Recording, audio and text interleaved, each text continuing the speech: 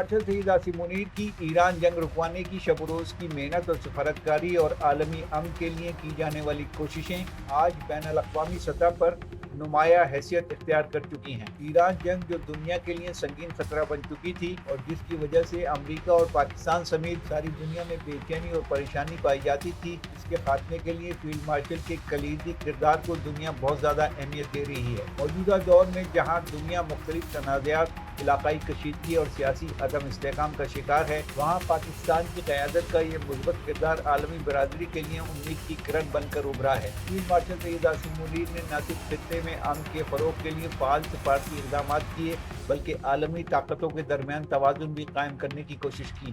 ان کی قیادت میں پاکستان نے ذمہ دار ریاست کا کردار ادا کرتے ہوئے ایران جنگ کے خاتمے اور ان کے حل کے لیے مذاکرات، سفارتکاری اور باہمی احترام کی پالیسی کو فروغ دیا۔ یہی وجہ ہے کہ عالمی میڈیا میں ان کا نام مسلسل نمایاں ہو رہا ہے اور انہیں ایک سنجیدہ، باوقار اور مدبر رہنما کے طور پر پیش کیا جا رہا ہے۔ مختلف بین الاقوامی تجزیہ کار بھی ان کی پالیسیوں کو سراہتے ہوئے انہیں خطے کے استحکام کا ضامن قرار دے رہے ہیں۔ فیلڈ مارشل سید عاصم منیر کی حکمت عملی کا بنیادی مقصد نہ صرف پاکستان کے مفادات کا تحفظ بلکہ عالمی سطح پر امن، ترقی اور تعاون کو فروغ دینا بھی ہے۔ انہوں نے یہ واضح کیا ہے کہ جنگ کسی مسئلے کا حل نہیں، بلکہ مذاکرات اور باہمی افہام و تفہیم ہی پائیدار امن کی بنیاد بنتا ہے۔ عالمی میڈیا میں ان کی بڑھتی ہوئی پذیرائی اس بات کا ثبوت ہے کہ دنیا پاکستان کے مثبت کردار کو تسلیم کر رہی ہے۔ یہ صورتحال نہ صرف پاکستان کے لیے باعث فخر ہے بلکہ عالمی امن کے لیے بھی ایک خوش آئند پیش رفت ہے۔